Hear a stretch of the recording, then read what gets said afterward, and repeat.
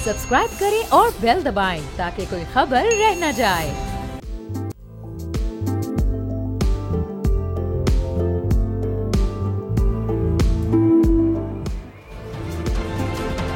अस्सलाम वालेकुम, मैं और बाब जहांगीर, आप देख रहे हैं प्रोग्राम व्यापार। मुल्क में हुकूमत और इदारे दिन ब दिन माशी इस्तेहकाम के लिए कोशिशों में मसरूफ हैं, जिद्दोजहद कर रहे हैं। वज़ीर आज़म शहबाज शरीफ की जानिब से पेश किया जाने वाला नया उड़ान Pakistan national economic transformation plan एक बड़े माशी मंसूबे का हिस्सा है, जिसका मकसद है 2024 से 2029 के दौरान पाकिस्तान के माशी निज़ाम को जदीद बनाना और उसे तरक्की के नए रास्तों पर गामजन करना है।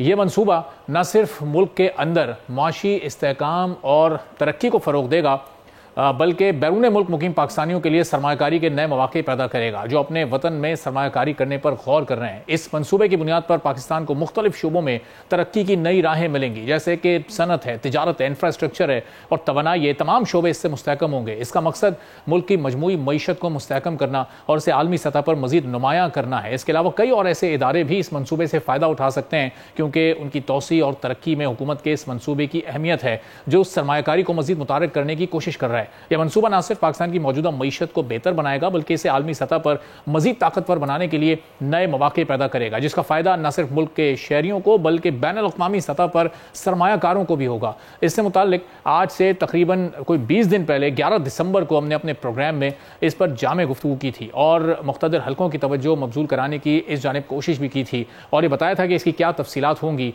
क्या गुफ्तगू की गई थी, ज़रा मुलाहिज़ा कीजिएगा। उड़ान Pakistan national economic transformation plan 2024-2029 की मंजूरी दे दी है। इस प्लान का बुनियादी हदफ पाकिस्तान की मईशत को उसके मौजूदा हजम यानी $374 बिलियन से बढ़ाकर 2035 तक $1 ट्रिलियन तक पहुंचाना है। इस ट्रांसफॉर्मेशन प्लान के मुताबिक सालाना इकोनॉमिक ग्रोथ को 9.8% तक बढ़ाना है। लिटरेसी रेट को 10% से बढ़ाकर 70% तक पहुंचाने का टारगेट रखा गया है और गुर्बत में 13% तक कमी भी इस मंसूबे का हिस्सा है। 2029 तक एक्सपोर्ट्स को $60 बिलियन करने का हदफ भी प्राइम मिनिस्टर ने रखा हुआ है, जिसका वो कई बार कई मौक़ों पर इजहार भी कर चुके हैं। और आईटी की एक्सपोर्ट्स में सालाना $5 बिलियन का इजाफा भी पाकिस्तान के इस ट्रांसफॉर्मेशन प्लान में शामिल है। तो इस मंसूबे के कई मकासद हैं, बेशुमार फ़वाइद हैं। कल वज़ीर आज़म ने इसका ऐलान करना है। 20 दिन पहले बोल पर इसकी तमाम तफसीलात आप देख चुके हैं। इस मंसूबे का मकसद GDP की जो इस वक्त शरह नमू है उसको 9.8% तक लेकर जाना है, जिससे मुल्क को माशी तरक्की की रफ्तार तेज़ करने में मदद मिलेगी और यह अहदाफ मुल्क की मईशत को तरक्की की नई राहों पर गामजन करने के लिए बहुत ही अहम है। अब इससे बैरूनी सरमायाकार कितना अट्रैक्ट होंगे, ईज़ ऑफ डूइंग बिजनेस के क्या मामलात बनेंगे और किस तरह से जो दीगर टारगेट्स रखे गए हैं वो हासिल किए जाएंगे, खासतौर पर जो इन्वेस्टमेंट लैंडस्केप है पाकिस्तान का उसको किस हद तक बढ़ाने में मदद मिलेगी, इस पर हम गुफ्तगू करेंगे। असफर हसन साहब साबिक वज़ीर सरमायाकारी के हमारे साथ मौजूद हैं। असफर साहब, बहुत शुक्रिया सर, प्रोग्राम के लिए आपने वक्त निकाला। अब प्लान्स कितने भी बना लें, लेकिन जाहिर है उन पर इम्प्लीमेंटेशन की बड़ी अहमियत होती है। एक इंटरनेशनल फॉरेन इन्वेस्टर को पाकिस्तान में क्या क्या बुनियादी चीज़ें दरकार हैं कि बड़ी इन्वेस्टमेंट पाकिस्तान आ सके? पिछले 24 साल का डेटा तो बहुत ही, अगर हम एवरेज निकालें, कोई $2 अरब के करीब सालाना इन्वेस्टमेंट बनती है। फिगर इतना नीचे क्यों है? सबसे पहले आपका शुक्रिया मुझे इनवाइट करने का। दूसरी बात जो आपने ओवरऑल इन्वेस्टमेंट लैंडस्केप के हिसाब से की, ये जो आपने लास्ट 24 साल की बात की, तो हम जो ये FDI की हर वक्त बात करते रहते हैं, हमें as a state of Pakistan इस चीज़ को अंडरस्टैंड करना चाहिए कि सबसे पहले आप अपना लोकल एनवायरनमेंट को बेहतर करते हैं। दुनिया में जिस जगह पे भी FDI ज़्यादा आती है वहाँ सबसे पहले लोकल इन्वेस्टमेंट होती है। लोकल जो इन्वेस्टर होते हैं, यानी जो एक उस मुल्क के इन्वेस्टर और उसमें वहाँ जो फॉरेन इन्वेस्टर ऑलरेडी काम कर रहे हैं। जैसे पाकिस्तान के केस में जो पाकिस्तानी इन्वेस्टर्स हैं, लार्ज साइज, मिड साइज और स्मॉल, और जो फॉरेन इन्वेस्टर ऑलरेडी यहाँ पे काम कर रहे हैं, एग्जिस्ट करते हैं, उनको आपने फैसिलिटेट करना है। जब वो वेल्थ क्रिएट करते हैं, जब उनकी हैंड होल्डिंग होती है, जब उनकी फैसिलिटेशन होती है और उनकी जो सेटिस्फैक्शन लेवल है वो बहुत हाई साइड पर होती है, जब वो मोटिवेटेड होते हैं, तो फिर वो JVs करते हैं और यहाँ से एक FDI का इन्फ्लो शुरू होता है। हम आइसोलेशन में रहते हुए अपनी चीजों को ना बेहतर करते हुए सस्टेनेबल FDI अट्रैक्ट नहीं कर सकते। लास्ट 25 साल में पाकिस्तान ने 49 पॉइंट समथिंग बिलियन अट्रैक्ट किए, तो ऑन एन एवरेज अगर हम देखें तो ये $1.92 बिलियन पर एनम बनती है। हालांकि जो पाकिस्तान का इकोनॉमी का साइज है वो इस वक्त $376 बिलियन का है, जो आपका जीडीपी का साइज है। और जीडीपी का 3% आपका एफडीआई होना चाहिए किसी भी मुल्क में, दुनिया भर में। हमारा 1.922 के आसपास घूम रहा है, उसूली तौर पे ये $11 बिलियन प्लस होना चाहिए। तो इसके लिए जिससे सबसे पहले जिसकी जरूरत है, एफडीआई पे आप पैरेलल में काम करें। लेकिन जो पाकिस्तान में एसएमईज हैं, जो पाकिस्तान में मिड साइज इन्वेस्टर्स हैं, चाहे वो पाकिस्तानी हैं चाहे वो फॉरेनर्स हैं, और जो बिग बॉयज हैं यानी पाकिस्तान बिजनेस काउंसिल का जो क्राउड है, ये जो बाकी बड़े प्लेयर्स हैं, और जो मल्टीनेशनल्स पाकिस्तान में बड़ी काम कर रही हैं, जिसमें OICCI की 210 मेंबर्स कंपनीज हैं, जब तक आप इन तमाम एग्जिस्टिंग इन्वेस्टर्स के लिए वो इनेबलिंग एनवायरनमेंट नहीं देंगे, उनको एक बेहतर लॉ एंड ऑर्डर, एक कम टैक्सेशन का सिलसिला हो, उसके बाद आपकी ओवरऑल एक कंटिन्यूटी होनी चाहिए पॉलिसीज में। जिस चीज का सबसे बड़ा फेयर होता है आज इन्वेस्टर को, वो कंटिन्यूएशन ऑफ पॉलिसीज का होता है कि आज अगर वो आता है और 10-15 साल की प्लानिंग है, यहाँ पे 6-8 महीने बाद का नहीं पता होता कि आपकी पॉलिसी चेंज हो जाएगी।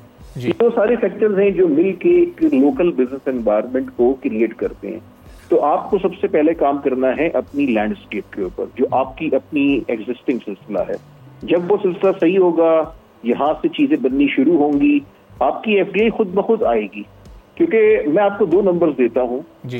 एक तो आपका जो रोशन डिजिटल अकाउंट था स्टेट बैंक ऑफ पाकिस्तान, ये इन्वेस्टमेंट का वो नहीं था, डिपॉजिट्स थे। इसका जो आज का नंबर है वो 9.2 या 9.3 बिलियन डॉलर है जो डिपॉजिट्स हैं। और ये नहीं कि सबने इन्वेस्ट कर दिया उसमें, बल्कि ये 15, 20, 25% पाकिस्तानी ओवरसीज हैं जिन्होंने अपने थोड़े थोड़े पैसे रखे हुए, ज्यादा पैसे रखे, थोड़े थोड़े रखे। तो कितना नंबर बन रहा है? 9.2 या 3 बिलियन डॉलर।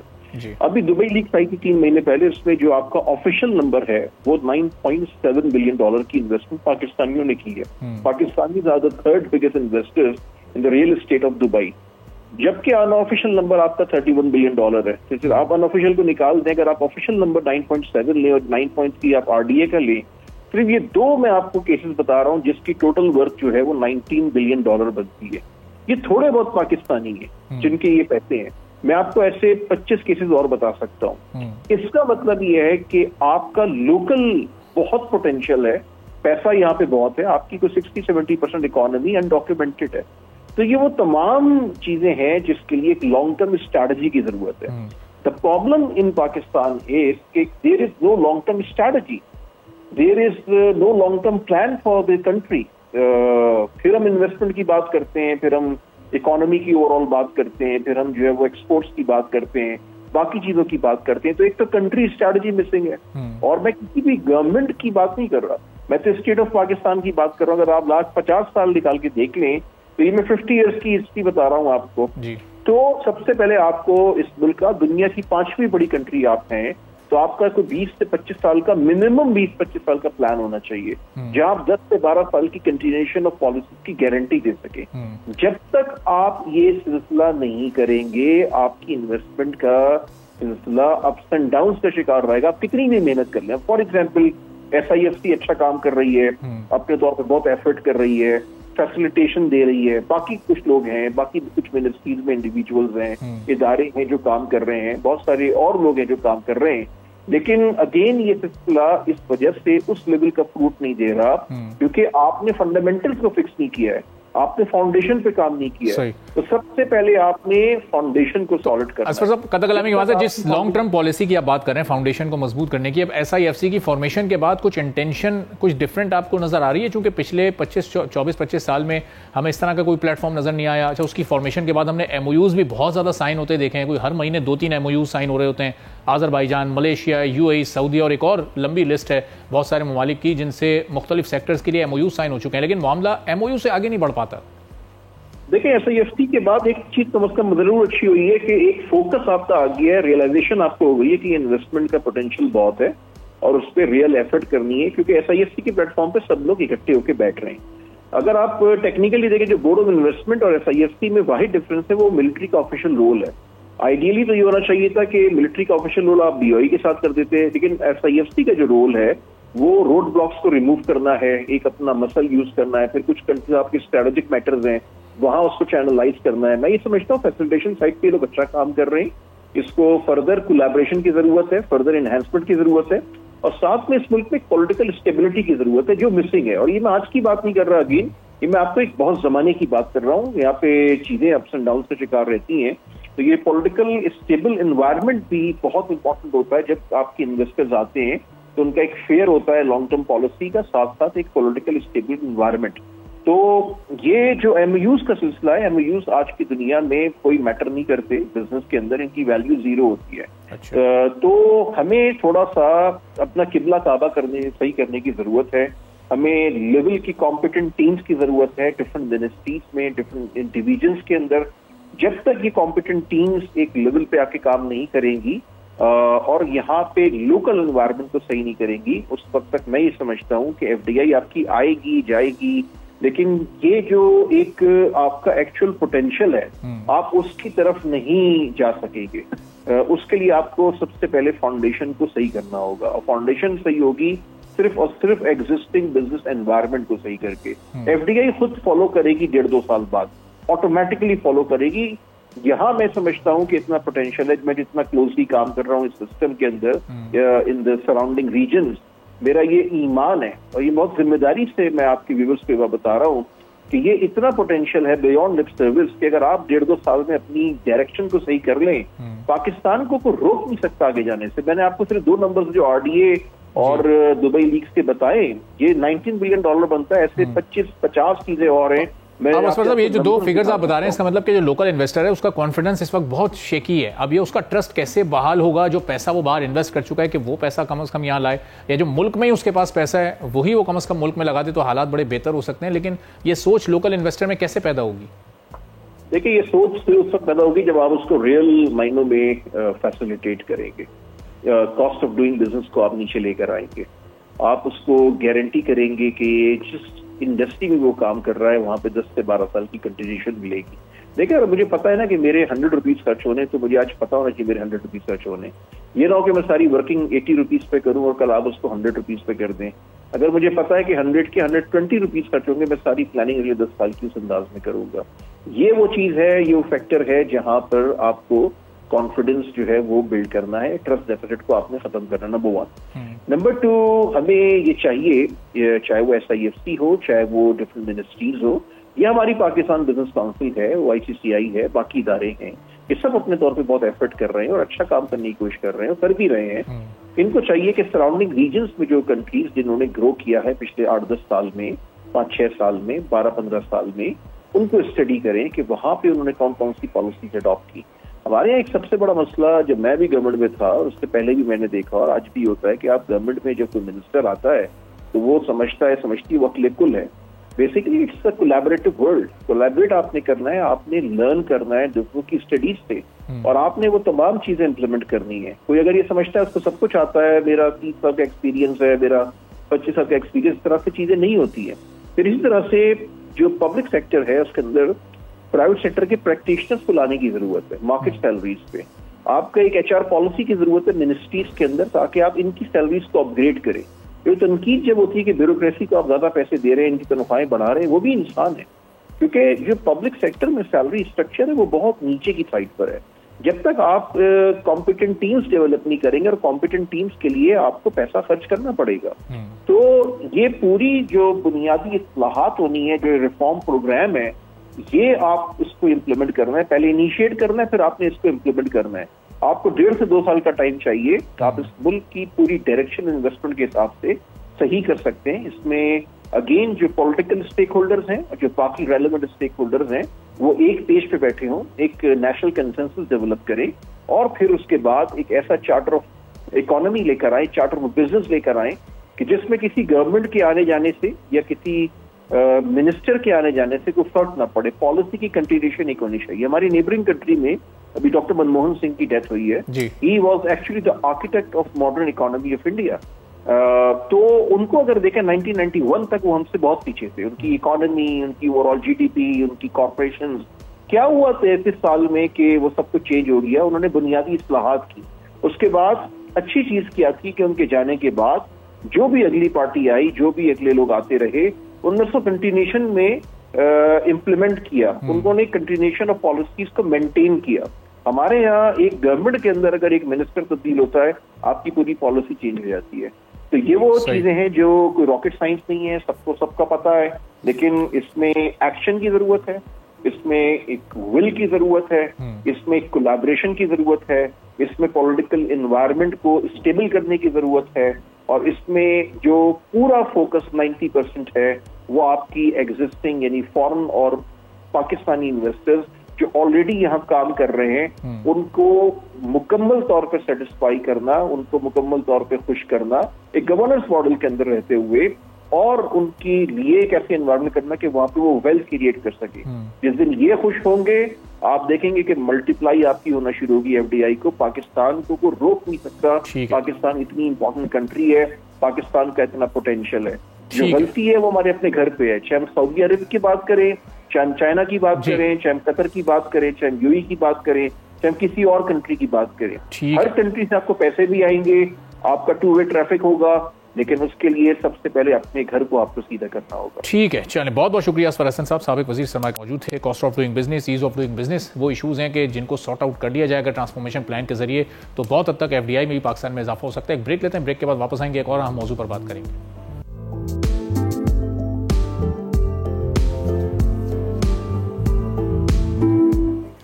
एक बार आपको प्रोग्राम में खुशामदीद कहेंगे। मुल्क में जहां महंगाई में कमी लाने के लिए इक़दाम हो रहे हैं, वहीं तवानाई के शोबे में आवाम को रिलीफ देने और IPPs के साथ मुआहदों को हतमी शक्ल देने के लिए हुकूमत ने अब कोशिशें भी तेज़ कर ली हैं। हुकूमती हलकों की जानिब से दावा सामने आया है कि 16 IPPs के साथ नजरसानी शुदा मुआहदों को आइंदा चंद दिनों में हतमी शक्ल दी जाएगी। यूं 1 ट्रिलियन रुपए की बचत हो सकेगी। ये बड़ा ही एक अहम कदम है जिसका मकसद तवानाई के शोबे में मालियाती इस्तेहकाम लाना और मईशत की बेहतरी में मदद फराहम करना है। IPPs के साथ मुज़ाकरात में हुकूमत ने तवानाई की कीमतों और मुआहदों की शराइत को बेहतर बनाने की कोशिश की है ताकि तवील मुद्दत में आवाम और हुकूमत दोनों को माली फवायद हासिल हो सकें। इसके नतीजे में हुकूमत ने तवानाई के शोबे में कुछ अहम इस्लाहात की हैं जिससे मुल्क की तवानाई की कीमतों में इस्तेहकाम आएगा और बिजली के बिलों का बोझ आवाम पर कम हो जाएगा। ये बचत हुकूमत के लिए एक अहम कामयाबी है क्योंकि पाकिस्तान इस वक्त तवानाई के बहरान से गुजर रहा है और इस तरह के इक़दाम मुल्क के माली खसारे को कम करने और तवानाई के शोबे में पायदारी के लिए ज़रूरी हैं। अब इसके अलावा ये तवानाई की पैदावार और इसके इस्तेमाल के मॉडल्स में बेहतरी लाने के लिए भी बड़ा ही अहम कदम होगा। वजारत खजाना के मुताबिक हुकूमत ने 16 IPPs के साथ मुआहदों को जल्द हतमी शक्ल देने का इरादा किया है, जबकि 5 IPPs के साथ मुआहदे खत्म कर दिए गए हैं जिससे 411 अरब रुपए की बचत होगी। 8 बेगास पर मबनी IPPs के साथ मुआहदों के नतीजे में 238 अरब रुपए से जायद की बचत मुतवक्के है। हुकूमती हल्कों का दावा है कि solar net metering by back की शरह को अगर कम किया जाए ताकि सार्फिन अपनी सरमाकारी को 4 साल के अंदर वसूल कर सकें, क्योंकि इस वक्त दीगर अदायगी करने वाले सार्फिन 150 अरब रुपए का माली बोझ उठा रहे हैं। वजीर तवानाई ओवैस लगारी ने बड़ा इंकशाफ किया है कि आइस्को, गैपको और फेस्को की निजकारी 2025 तक मुकम्मल हो जाएगी।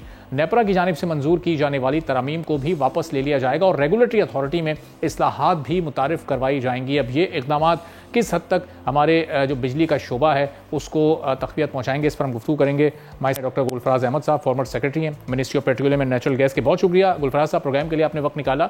अब ये फरमाइएगा कि जो इस्लाहात हुकूमत करने जा रही है, जो प्राइवेटाइजेशन के प्लान जिस वक्त बनाए गए हैं, फिर IPPs के साथ जिस तरह ये मुज़ाकरात का है उनको कन्विंस करने का सिलसिला चल रहा है, ओवरऑल कितना बड़ा चेंज आप पूरे पावर सेक्टर में अगले चंद महीनों में एक्सपेक्ट कर रहे हैं? Thank you very much. पहली बात तो ये है कि ये सारी चीज़ें जो मिनिस्टर साहब, चूंकि लगारी साहब काफ़ी सीरियस किस्म के मिनिस्टर हैं और इनकी बात के ऊपर यकीन करना चाहिए, लेकिन ये सारे इरादे हैं, वो बात उस वक्त होगी जब ये इरादे अकम्पलिशमेंट में तब्दील हो जाएंगे, जब ये चीज़ें हासिल हो जाएंगी, उस वक्त इनके ऊपर बात हो सकती है। इस वक्त ये मैं कह सकता हूँ कि इरादे अच्छे हैं। और जहां तक IPPs का तल्लुक है, देखें चाइनीज IPPs के साथ रीनेगोशिएट करना, उनके साथ बातचीत कर और उनके टर्म्स को आसान करना, वो तो IMF की रिक्वायरमेंट भी है। तुम्हारे पास तो कंपल्शन है, हमें तो बहुत जरूरी करना चाहिए।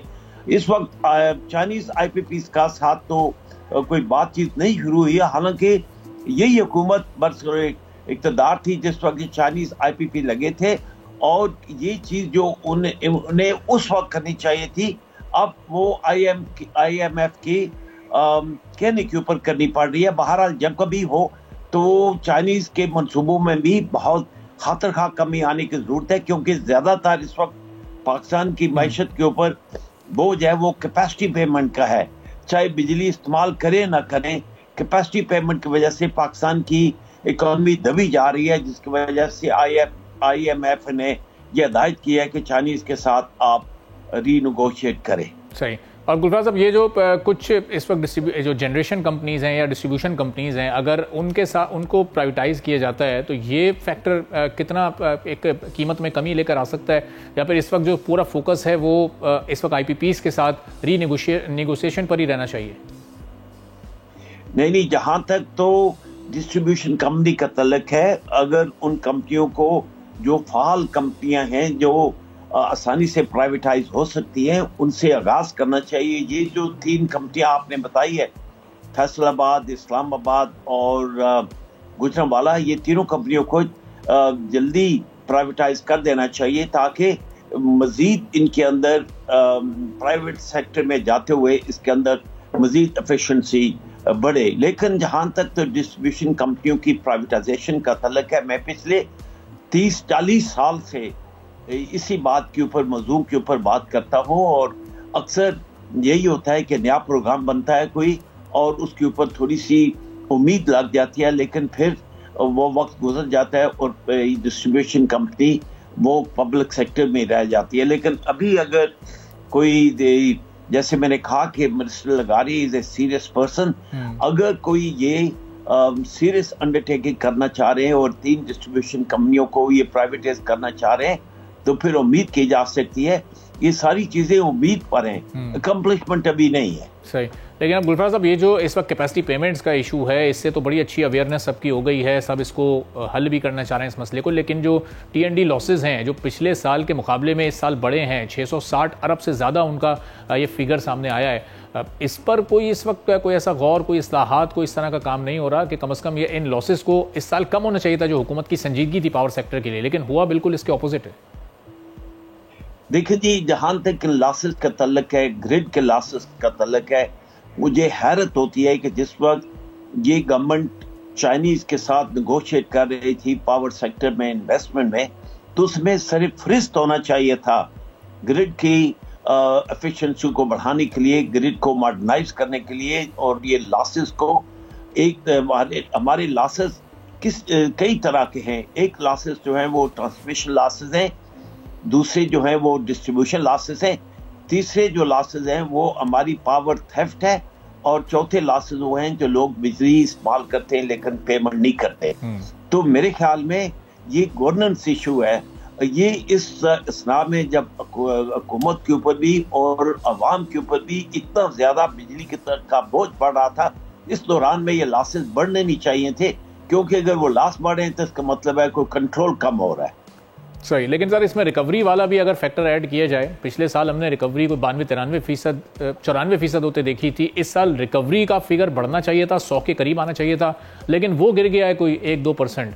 तो इसका मतलब कि इंटेंशन या विल या कॉम्पिटेंस की कहीं ना कहीं कमी है, मसले का इदराक है, लेकिन फिर भी उस पर काबू कैसे पाना है नहीं समझ आ रहा है। देखिए, ये सारी चीजें जो बता रहे हैं, वक्त के साथ साथ अगर हुकूमत की तरफ से एफर्ट लगे और तो फिर वो बेहतरी आनी चाहिए, बजाय इसके कि इसमें बेहतरी हो, उसमें कमी अगर हो रही हो तो फिर इसमें पहली जो बात ज़हन में आती है कि इसमें इतनी एफर्ट नहीं लगाई जा रही, जिसकी वजह से कमी हो रही है। ठीक है, बहुत बहुत शुक्रिया। गुलफराज अहमद साहब, former secretary ministry of petroleum and natural, मौजूद थे। गुफ्तगू आपने सुनी। इसी के साथ आज के प्रोग्राम से इजाज़त दीजिए। अल्लाह हाफ़िज़।